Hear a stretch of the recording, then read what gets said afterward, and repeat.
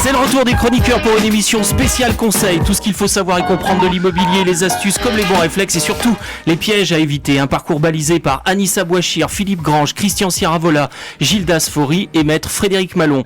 Les chroniqueurs et leurs conseils, c'est tout de suite dans Parlons d'Immo. Bonjour à tous. Bonjour. On démarre cette émission spéciale conseil par une question similaire que nous posent Maxime de Saint-Just-Saint-Rambert et Anne-Sophie de Saint-Étienne. Comment être sûr que la rentabilité d'un logement locatif est satisfaisante ? Alors pour commencer, comment doit-on calculer rigoureusement la rentabilité locative ? Quelle est la bonne formule, Anissa, s'il y en a une ? Alors Maxime et Anne-Sophie, écoutez bien comment ça se calcule. Clairement, le rendement locatif, c'est un indicateur. Cet indicateur, concrètement, il est défini par plusieurs critères et c'est ces critères-là qui vont arriver à définir si votre investissement locatif est rentable ou intéressant. Les critères dont il faut tenir compte, évidemment, c'est la partie fiscale, le prix d'achat de votre logement, la surface du logement et le loyer mensuel perçu.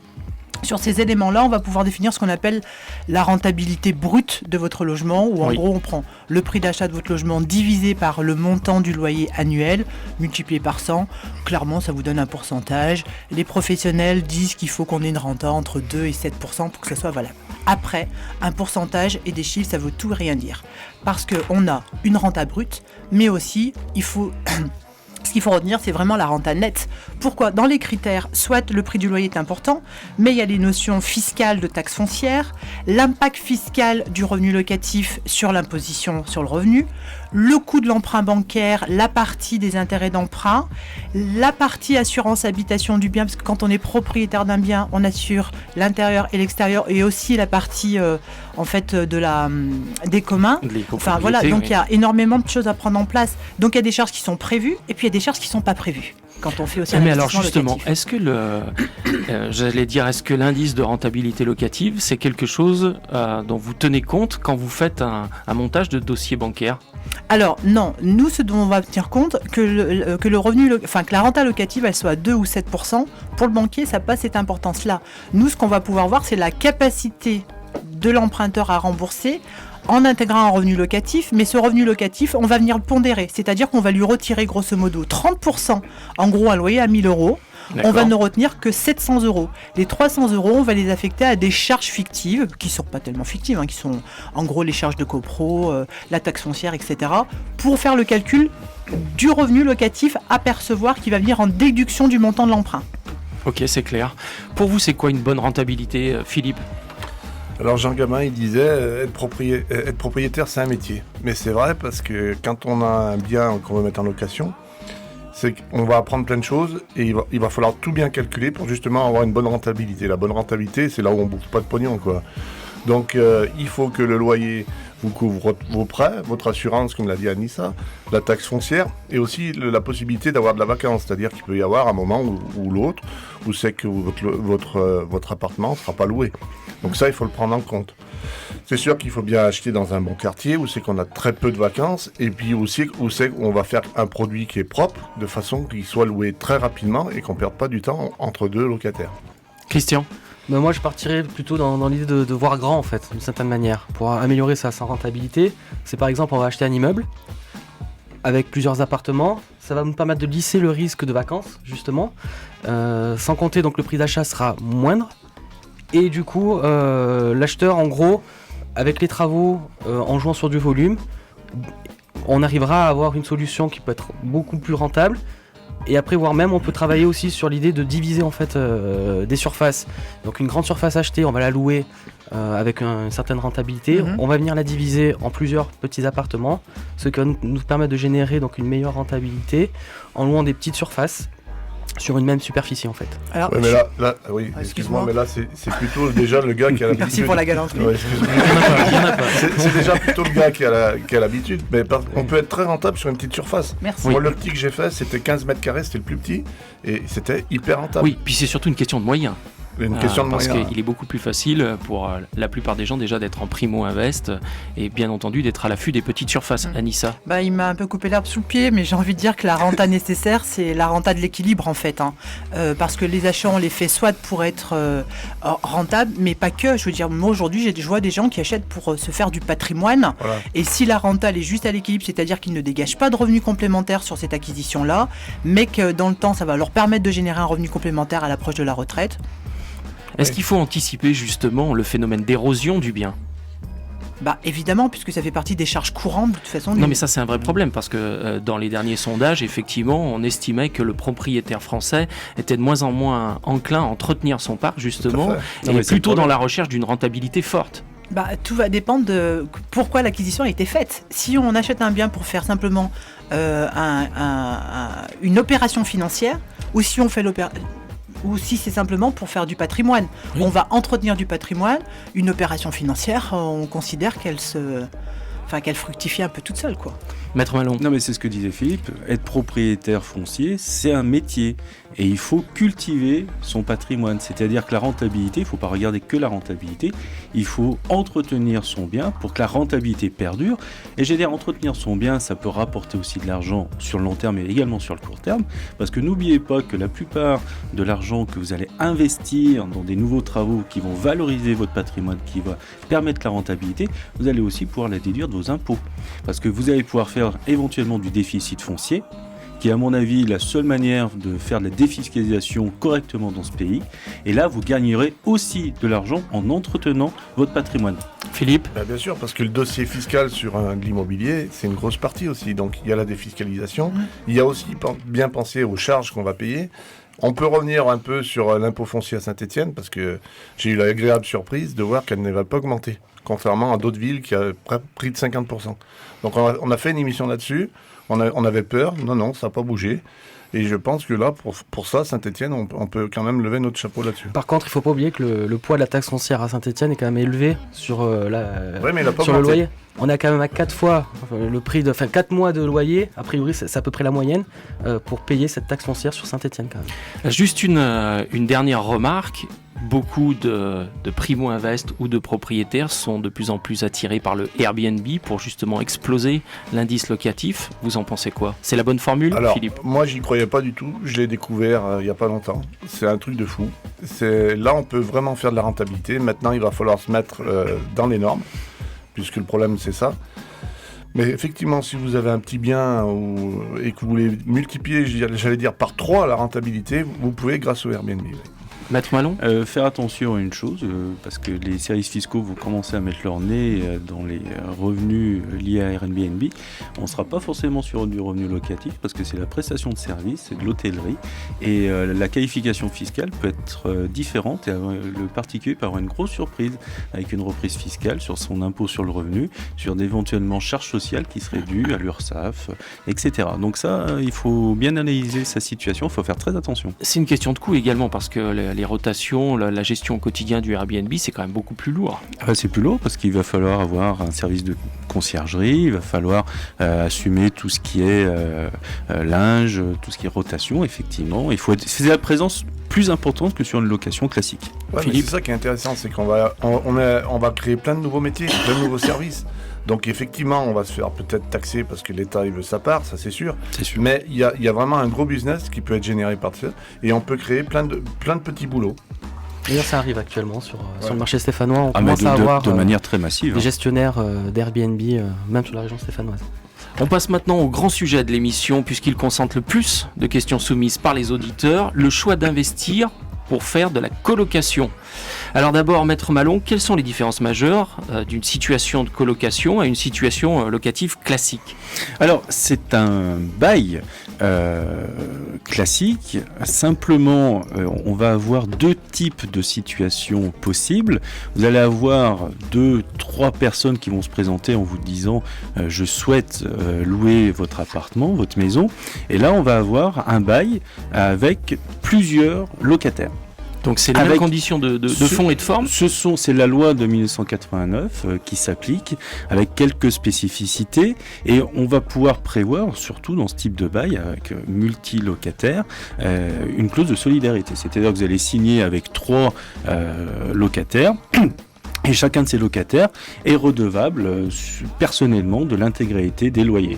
Si on a un seul qui paye sur les 3, par exemple, parce que les autres sont déficients, eh bien vous allez pouvoir demander à un seul de payer, à charge pour lui éventuellement de se retourner contre les autres colocataires. Il est possible d'envisager une colocation sans clause de solidarité ? Alors c'est possible, hein, on est en matière contractuelle, alors ça serait bête, parce que vous tirez une balle dans le pied, hein, puisque l'intérêt d'avoir une colocation multiple, c'est justement de diluer le risque d'impayé.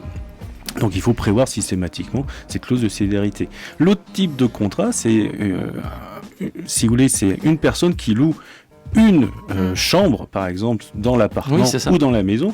Et là, vous aurez autant de baux que vous aurez de locataires. Et là, il n'y a pas de solidarité.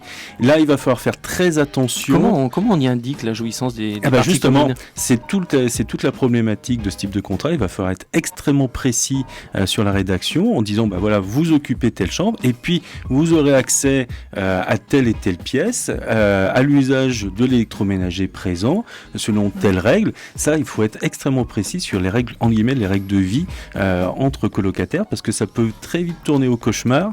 Et si vous avez un colocataire qui est un petit peu particulier, qui est un petit peu nuisible, il va faire fuir les autres colocataires et vous n'allez pas forcément retrouver d'autres colocataires aussi facilement que ça. Une question aussi qui est revenue régulièrement, comment ça se passe au niveau des garants ? Alors la garantie, vous allez avoir... Alors si vous avez un contrat avec plusieurs locataires, vous aurez... c'est comme un bail classique avec une multitude de locataires et vous aurez pour avoir un cautionnement pour l'ensemble, sachant que la solidarité se poursuit pendant 6 mois après le désistement du locataire. Donc il reste solidaire pendant 6 mois à compter du moment où il est parti. Et après, si vous avez un seul locataire pour une chambre, etc., vous aurez autant de garants que vous aurez de locataires, tout simplement. Autre question, s'agissant des diagnostics techniques, quelles sont les obligations qui pèsent sur le propriétaire en cas de colocation ? Gildas ? Alors, la réglementation, elle ne fait pas de distinguo entre la location et la colocation. D'accord. C'est exactement les mêmes textes qui sont en vigueur et donc la réglementation est identique. C'est-à-dire qu'il y a un pack global de diagnostic à réaliser, quelle que soit la location ou la colocation. On les rappelle ? Le diagnostic très connu aujourd'hui, c'est le diagnostic de performance énergétique, mais après, si on est sur des bâtiments construits avant 1949, il y a un diagnostic plomb à faire, on a une obligation du diagnostic amiante, et après est rentré en vigueur, il n'y a pas très, très longtemps, les obligations de diagnostic gaz et électricité. Et on a une notion de surface habitable aussi qui doit être annexée à toute signature de baux, parce que ce sont des baux de location ou colocation, donc on est régi à sous la même obligation. Il y a des obligations au niveau du bailleur aussi. Le bailleur se doit de louer un logement dit décent, avec tous les critères de décence du logement qui sont induits avec ça. Et après, on bascule sur l'obligation de fait de signer un bail de location avec obligation, dans le cadre de la loi Allure, de faire un état des lieux d'entrée et de sortie systématique. On voit souvent un état des lieux de sortie fait, mais pas d'état des lieux d'entrée ou vice-versa. Ça veut dire qu'il faut réaliser un état des lieux à chaque rotation. Vous évoquez la possibilité, donc à chaque départ de chambre, en fait. C'est un peu là où il y a un petit flou artistique, si on peut dire. C'est-à-dire ? Mais parce que ça dépend après le type de bail qui est signé. Si c'est un bail collectif ou un bail individuel, contrat individuel. Alors si c'est un bail collectif, à ce moment-là, il va falloir faire... ce qui est préconisé, en fait, c'est systématiquement, vu que, à mon sens, c'est un peu flou sur ces parties-là, entre le distinguo entre les parties communes et les parties privatives, à chaque mutation, il est conseillé quand même de faire un état des lieux de sortie et d'entrée. Voilà. Pour les deux parties, autant le locataire que le bailleur. Maître Malon en parlait tout à l'heure, si on a un nuisible dans la colocation, ça sera toujours préconisé. À savoir qu'en l'absence d'état des lieux, le bien loué est considéré en bon état. Donc il faut être extrêmement vigilant là-dessus. voilà, on Maître sait Malon, qu'on- vous confirmez? Oui, je confirme. Alors, le distinguo, il va sur la nature du bail, c'est ce que je disais tout à l'heure. Si on a une multi-locataire, les rotations, en fait, l'état des lieux, normalement, il se fait qu'à l'échéance du bail. Et pas quand il y a un des locataires qui s'en va, parce que les restent responsables du bien. Par contre, si on a un bail, un contrat individuel, là, eh bien, il faudra faire un état des lieux pour chaque sortie. Je rappelle aussi, par rapport aux normes d'habitabilité, c'est que depuis l'année dernière, si vous louez une chambre par exemple, jusqu'à l'année dernière, la pièce en question devait mesurer à minima 14 mètres carrés. Pour tenir compte des surfaces actuellement louées, la loi a abaissé ce seuil à 9 mètres carrés. Dernière question et qui revient régulièrement sur les diagnostics techniques. Quand et comment doit-on les transmettre aux locataires ? À la signature du bail. Ils doivent être systématiquement annexés à la signature du bail. Et l'ensemble des diagnostics. Attention à la date de validité de certains diagnostics, comme un état des risques et pollution, qui est une validité relativement courte, de 6 mois. Donc il faut être relativement vigilant et vigilant aussi sur l'évolution du bien. Il peut être rénové sur une partie, etc. Et il faut que les diagnostics soient faits en adéquation avec la typologie du bien. Merci Gildas. Philippe ? Oui, une petite question. Par rapport à la coloc, est-ce qu'il faut que la copropriété soit d'accord ou pas ? Alors, il faut regarder systématiquement dans le règlement de copropriété ce qui est prévu. Vous pouvez avoir, il y avait de très anciens règlements de copropriété qui excluaient la location en meublé. Oui, chambre garnie. Le garni, c'est exactement ça. Et malheureusement, le texte qui régit la copropriété s'applique ad vitam aeternam jusqu'à ce qu'il soit éventuellement changé. C'est pour ça que d'ailleurs on a des copropriétés qui au jour d'aujourd'hui nous demandent de modifier des règlements de copropriété pour justement exclure la possibilité de louer en meublé. Parce qu'ils ne veulent pas voir justement des allées et venues trop fréquentes. Autre question, quelle typologie de logement faut-il privilégier pour ce type d'invest, Philippe ? L'idéal, c'est d'avoir un grand logement qui puisse avoir 3 chambres, voire 4 chambres. Et maximum. Puis un lieu de vie et éventuellement une salle de bain séparée d'un WC. Il faut que le WC soit séparé de la salle de bain. Donc de grands volumes ? De grands volumes, c'est pour ça qu'à Saint-Étienne ça reste intéressant parce qu'au départ on avait quand même des appartements un peu grands qui étaient mal loués ou peu loués et peu rentables puisqu'on a parlé de rentabilité. Et avec la coloc, on va pouvoir faire vraiment des choses intéressantes. Quels sont les critères d'aménagement à ne pas rater ? Alors, Christian. la règle d'or en termes de colocation, c'est donc l'espace, de jamais empiéter sur l'espace de l'autre, d'autrui. C'est-à-dire que la chambre reste un espace privatif dans lequel on puisse avoir donc l'espace où on dort, bien sûr, un espace où on puisse travailler, donc ça puisse accueillir au moins un bureau et du rangement. Voilà, c'est un espace vraiment qui est propre à chacun. Et après, à côté de ça, donc ça va être le rangement, où je dis, moi, c'est à chacun son espace, en fait. Donc, l'histoire du frigo, parce que c'est vraiment une vraie problématique dans la colocation. Donc, la gestion du frigo, donc c'est un espace où il va falloir qu'on le partage. Comment on fait ? Donc, c'est-à-dire qu'il va falloir étiqueter. Chacun a sa nourriture, on a des compartiments, chacun a son étage, et c'est là-dessus qu'il faut travailler la colocation pour arriver à vivre ensemble en fait, d'une certaine manière. Donc c'est quoi ? C'est plutôt un règlement de vie intérieur ? C'est un règlement de vie intérieur, c'est la base, comme tout. Oui, c'est le bail, c'est ce qu'on disait tout à l'heure. Et par expérience, pour on a discuté avec des clients qui louent, effectivement, la plupart du temps, alors il y a peut-être un frigo commun, mais la plupart du temps, les gens ont un petit frigo dans leur chambre pour éviter le mélange des odeurs au niveau des nourritures. Ça, a priori, c'est la règle d'or de la coloc. Quelles sont les contraintes minimales en espace sanitaire, justement ? Combien de toilettes séparées ? Combien de salles de bain à partir de 3, 4 colocataires ? Alors, l'idéal absolu, c'est qu'on ait presque l'idée d'avoir une suite, d'une certaine manière, si on peut aller jusqu'à là, de se dire, bon, on a un espace nuit, une espace douche privative et son WC. On n'a pas besoin de grandes surfaces pour arriver à accueillir ça. Après, ça c'est dans un mode, on va dire... Ouais, mais là, le problème, on n'est plus rentable. Si on Après, fait 3 chambres et 3 salles de bain et 3 cuisines... Alors, justement, voilà. j'allais y venir. Non, Beaucoup se posent la question ou hésitent sur cette option, car ils ont tous l'inquiétude du coût de travaux à venir, justement, sur de grands espaces comme ça. L'idéal, c'est de prendre un F4 ou un F3 ou un F5 et de rien modifier. Simplement, effectivement, comme le disait le maître, il faut prévoir peut-être plus de prises dans la cuisine, une prise éventuellement de plus dans la chambre. Mais si on commence à faire 3 salles de bain dans une chambre, on n'est plus rentable. Hein. Donc là, c'est autre chose après. Hein. Il n'existe aucune réglementation qui définit les modalités d'appareillage ou d'équipement sanitaire sur ce type c'est juste de la logique de vivre au quotidien. Une famille, tu ne fais pas un WC par chambre, quoi. Hein, donc, non, il faut au moins séparer un WC d'une salle de bain. Oui, il faut que ça soit séparé. En termes d'utilisation, et après la salle de bain aussi, c'est une vraie problématique, c'est-à-dire que quand on a par exemple 3 ou 4 personnes qui vivent sur un même logement, l'usage de la salle de bain, l'espace qui est utilisé, c'est-à-dire que voilà, aux heures de pointe, donc ça peut être vite compliqué. Ouais. Donc ça, ça fait partie des règles à mettre en place au départ entre chaque colocataire. Moi, juste... Gildas, c'est des notions de confort après. De confort, donc on rejoint ce que disait Philippe avec l'investissement, le montant de l'investissement. Et on en voit de plus en plus des appartements comme ça requalifiés en colocation, et on s'aperçoit que ça monte en qualité en termes d'aménagement intérieur. Mais après on retombe sur le coût des travaux. Dernière question, y a-t-il un montage spécifique en prêt pour ce type d'investissement, Anissa? Non, il n'y a pas de montage spécifique. C'est une acquisition dans l'ancien avec travaux ou pas, si le bien ne nécessite pas de travaux. Par contre, il y a juste une problématique qui est le mobilier. Parce que par définition, un meublé, on le meuble. Et clairement, dans la mise en place... Donc là, on est sur l'option meublé. Sur l'option meublé, sur la mise en place du coup... du prêt immobilier, on ne peut pas intégrer la part du mobilier, puisque clairement, c'est pas attaché au bien. Par contre, c'est vraiment un produit, le meublé, en l'occurrence, en termes de conseil, qui a un vrai impact fiscal.